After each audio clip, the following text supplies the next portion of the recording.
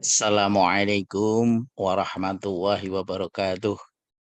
Alhamdulillahilladzi arsala rasulahu bil huda wa dinil haq liyudhhirahu 'ala dini kullih wa kafa billahi syahida. Asyhadu an la ilaha illallah wahdahu la syarika lah wa asyhadu anna Muhammadan 'abduhu wa rasuluhu la nabiyya ba'dah. Allahumma shalli wa sallim wa barik ala Muhammadin wa ala alihi wa sahbihi ajma'in amma ba'd. Para pemirsa yang dirahmati Allah, kaji kita kali ini akan kami perlihatkan bukti-bukti kebesaran Allah di alam semesta. Kita akan awali firman Allah di dalam surat Ali Imran ayat 190 sampai 191. A'udzubillahi minasyaitonirrajim. Inna fi khalqis samawati wal ardi wa ikhtilafil laili wan nahari la ayatin li ulil albab. Alladzina yadhkuruna wa qiyaman wa qu'udan wa 'ala junubihim wa yatafakkaruna fi khalqis samawati wal ard. Rabbana ma khalaqta hadza batilan subhanaka faqina 'adzabannar.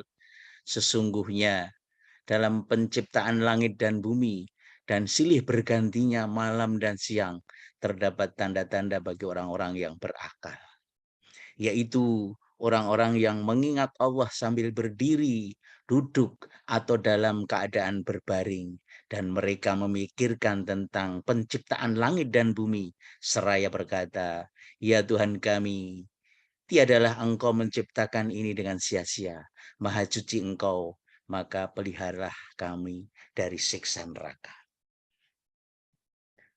Para pemirsa, kalau para pemirsa kita ajak untuk melihat alam semesta, kita bayangkan kita naik pesawat, kemudian kita terbang mengangkasa, menjauhi bumi kita, kemudian kita akan melihat bagaimana alam semesta menurut ilmu pengetahuan yang telah kita mengerti sampai saat ini, yang kita kenal dengan outer journey.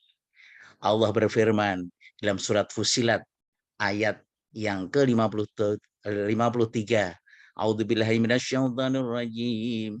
Sanurihim ayatina fil afaqi wa fi anfusihim hatta yatabayyana lahum annahul haq.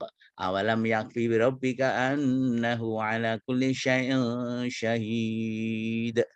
Kami akan memperlihatkan kepada mereka tanda-tanda kekuasaan kami di segenap penjuru langit dan di dalam diri mereka sendiri, sehingga jelaslah bagi mereka bahwa Al-Quran itu benar. Titik berat apa yang akan kita kaji kali ini adalah fil afaki, yaitu di segala ufuk, di segenap penjuru langit, yang akan memperlihatkan bukti-bukti kebesaran Allah dalam ciptaannya di alam semesta ini. Nah, kalau kita lihat ilmu pengetahuan kita sekarang ini, dan kita sudah paham sekalian para pemirsa, ini bumi kita, kemudian ini bulan. Bulan senantiasa berputar mengelilingi bumi kita. Kemudian bumi kita juga berputar mengelilingi matahari kita. Nah, kalau kita lihat bumi kita mengelilingi matahari yang jaraknya 150 juta kilometer, maka bumi kita itu sekali berputar mengelilingi matahari ini selama 365 hari dalam satu kali berputar atau periodenya, maka kecepatan bumi kita mengelilingi matahari itu 107.000 km per jam. Betapa kencangnya bumi kita berputar mengelilingi matahari kita. Di samping itu, bumi kita pun juga berputar terhadap sumbunya. Kalau sekali berputar itu sama dengan 24 jam, 12 jam siang, 12 jam malam. Kemudian sekali berputar ini 24 jam dengan jari-jari bumi kita, itu sama dengan 6.000 km, maka bumi kita berputar terhadap sumbunya atau berotasi dengan kecepatan 1.670 km per jam. Itulah gambaran dari bumi kita yang mengangkasa, mengelilingi matahari dengan berputar begitu cepatnya. Sementara kita, penghuni bumi, manusia-manusia yang ada di bumi, tidak merasa bahwa bumi kita sedang bergerak begitu cepat. Nah, ini adalah gambaran alam semesta yang begitu luas. Kalau kita melihat alam mikrokosmis, gambaran di kanan atas ini adalah gambaran dari atom-atom. Yang di tengah pusat intinya ini adalah proton dan neutron, kemudian elektron senantiasa berputar mengelilingi intinya. Kenapa semuanya harus bertawaf? Kenapa semuanya harus berputar mengelilingi pusatnya? Supaya terjadi kesetimbangan gaya. Karena kalau tidak berputar, bulan berhenti, apa yang terjadi? Maka bulan akan tertarik oleh gravitasi bumi kita, akhirnya bulan nabrak bumi kita. Kalau bumi tidak berputar mengelilingi matahari kita, maka akan tertarik oleh gravitasi matahari kita, sehingga dia akan mendekat-mendekat dan akhirnya nabrak matahari kita. Oleh karena itu, setiap benda-benda angkasa ini harus berputar atau bertawaf mengelilingi pusat masing-masing supaya terjadi kesetimbangan gaya. Nah, demikian juga kalau kita lihat di sini ada matahari, kemudian planet-planet mulai dari Merkurius, Venus, Bumi, Mars, Jupiter, semuanya berputar mengelilingi pusatnya matahari dalam susunan tata surya. Supaya tadi terjadi kesetimbangan gaya. Nah, kemudian kalau kita terbang menjauh lagi, menjauh dari matahari kita, maka terlihat di sini adalah galaksi. Galaksi adalah kumpulan dari matahari-matahari yang jumlahnya kira-kira 100 miliar matahari. Matahari-matahari tadi semuanya bertawaf, semuanya berputar mengelilingi pusatnya black hole. Nah, ini adalah gambaran begitu teraturnya mulai dari alam mikrokosmis yang kecil atom tadi sampai dengan makrokosmos alam semesta yang begitu luas. Nah, kemudian ini gambaran dari satu galaksi. Satu galaksi dengan galaksi yang lain mengumpul dalam satu kelompok galaksi yang namanya klaster. Nah, klaster ini semuanya juga berputar, bertawaf, mengelilingi pusat kumpulan klaster yang dinamakan super black hole. Nah, itulah gambaran keteraturan alam semesta mulai dari atom sampai dengan supercluster. Para pemirsa sekalian, di dalam surat Yasin ayat yang ke-38 sampai dengan 40, Allah berfirman, Bismillahirrahmanirrahim. Wasyamsi tajri li mustaqarrilaha, dzalika taqdirul azizil alim. Wal qamaru qaddarnahu manazila hatta 'ada kal qurdunil qadim. Lasyamsu yanbaghi laha an tudrikal qamar walal lailu sabiqun nahar wa kullun fi falaki yasbahun. Dan matahari berjalan di tempat peredarannya untuk masa yang telah ditentukan baginya. Itulah ketetapan dari Yang Maha Kuasa lagi Maha Mengetahui. Dan bagi bulan telah kami tetapkan manzilah-manzilah sehingga dia kembali sebagai bentuk tandan yang tua. Tidaklah mungkin matahari menyusul bulan dan tidak mungkin malam mendahului siang. Karena semuanya beredar menurut garis orbitnya. Itulah firman Allah bagaimana masing-masing benda-benda angkasa ini, matahari, planet-planet, masing-masing punya manzilah-manzilah, punya garis edar yang berputar begitu teraturnya, tidak ada yang bertabrakan satu dengan yang lain. Itulah Allah mengatur alam semesta yang begitu rapi, begitu elok, begitu apik, begitu luar biasa teratur, sehingga tidak ada yang bertabrakan satu dengan yang lain, terjadi kesetimbangan gaya antara benda satu dengan benda yang lain. Nah, kalau ini tadi gambaran dari ciptaan Allah, mulai dari atom sampai dengan susunan tata surya, galaksi, super black hole, semuanya sampai alam semesta yang begitu luas, semuanya bertawaf mengikuti perputaran terhadap pusat masing-masing.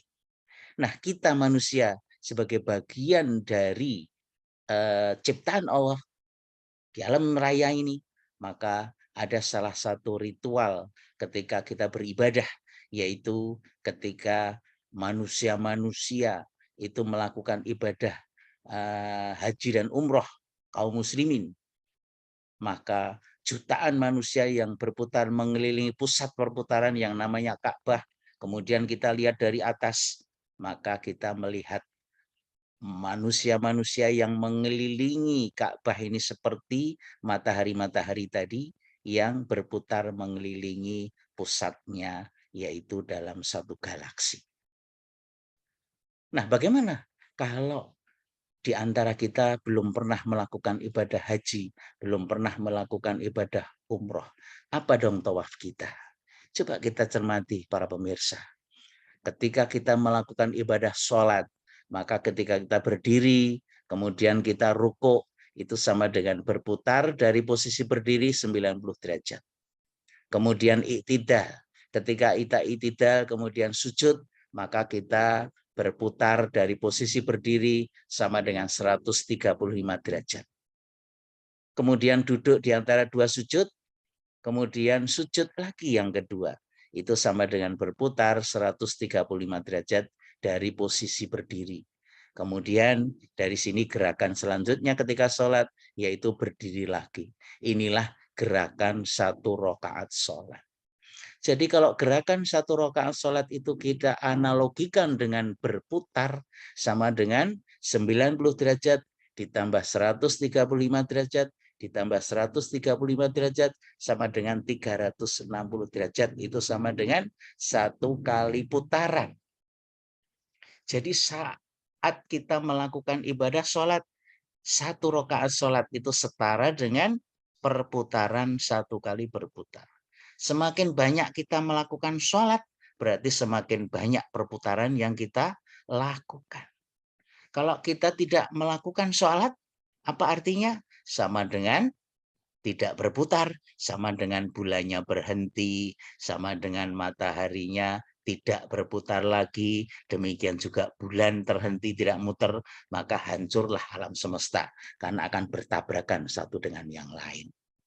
Nah, oleh karena itu ibadah sholat adalah ibadah yang pertama kali dihisab. Karena apa? Sholat adalah lambang ketundukan kepada Sang Pencipta, kepada Allah Subhanahu wa Ta'ala. Karena alam semesta semua bertawaf, maka kita pun juga harus bertawaf. Nah, itulah tawaf kita adalah ibadah sholat. Bukti bahwa ibadah sholat itu analogi dengan tawaf. Kita lihat ketika seorang meninggal, kaum muslimin meninggal, maka tidak lagi bisa melakukan sholat. Maka apa yang harus dilakukan? Maka harus disolatkan. Coba kalau kita cermati para pemirsa, ketika kita melakukan sholat jenazah, bagaimana sholat jenazah itu dilakukan? Yaitu hanya dengan berdiri, dengan 4 kali takbir. Tidak ada rukuk, tidak ada sujud. Kenapa tidak ada rukuk dan tidak ada sujud? Karena yang kita sholatkan tidak lagi berputar, tidak lagi bertawaf. Oleh karena itu, kalau mengganggu muslim nggak mau sholat, itu sama dengan tadi, ya, planet-planet berhenti tidak berputar mengelilingi pusat. Para pemirsa, nah sekarang analogi dari gerakan sholat itu sama dengan berputar atau tawaf, kita lihat sekarang ketika terjadi apakah itu gerhana matahari atau itu gerhana bulan. Nah, terlihat di sini ada matahari, kemudian di sini ada bulan, kemudian di sini ada bumi. Inilah gambaran dari terjadinya gerhana matahari. Karena sinar matahari terhalang oleh bumi. Nah, bumi tidak bisa melihat dari cahaya matahari. Nah, ketika terjadi gerhana matahari atau gerhana bulan, maka kita melakukan ibadah sholat yang diajarkan oleh Rasulullah SAW, yaitu sholat gerhana matahari atau sholat gerhana bulan. Nah, bagaimana ibadah sholat gerhana matahari atau gerhana bulan? Kita lihat. Rasulullah SAW mengajarkan sholat gerhana matahari atau gerhana bulan, yaitu dilakukan dengan 2 rakaat, kemudian setiap rakaatnya itu dilakukan 2 kali rukuk. Nah, sehingga ketika kita melakukan sholat gerhana matahari atau gerhana bulan, ketika berdiri membaca Al-Fatihah, membaca surat, kemudian rukuk. Setelah rukuk, maka itidal. Setelah itidal, membaca Al-Fatihah, membaca surat lagi, rukuk yang kedua. Kemudian itidal, baru sujud. Untuk gerakan selanjutnya seperti sholat biasa. Nah, sehingga di dalam 1 rakaat itu dilakukan 2 kali rukuk. Nah, kalau dilakukan 2 rakaat 4 kali rukuk, berarti jumlah sudut perputarannya itu kelebihan 90 derajat, 1 kali rukuk kali 2. Itu sama dengan 180 derajat. Nah, jadi seolah-olah sholat gerhana yang kita lakukan, kelebihan 2 rukuk itu setara dengan 180 derajat. Kenapa Rasulullah mengajarkan seperti itu? Karena pada saat terjadi gerhana matahari, gerhana bulan, itu matahari, bulan, bumi itu membentuk satu garis yang membentuk sudut 180 derajat. Nah, itu baru terbukti sekarang bahwa memang gambaran sholat itu identik dengan bertawaf. Para pemirsa sekalian, semua yang diciptakan Allah di alam semesta ini bertawaf berputar mengelilingi pusat masing-masing. Sebagaimana Allah firmankan dalam surat Al-Isra ayat 44. A'udzubillahi minasyaitonir rajim. Tusabbihu lahus samawati sab'u wal ardu wa ma fihin wa in min syai'in illa yusabbihu bihamdihi walakin la tafqahuna tasbihahum innahu kana haliman ghafura. Langit yang 7, bumi dan semua yang ada di dalamnya bertasbih kepada Allah. Dan tak ada satupun melainkan bertasbih dengan memujinya. Tetapi kamu sekalian tidak mengerti tasbih mereka. Sesungguhnya dia adalah maha penyantun dan maha pengampun.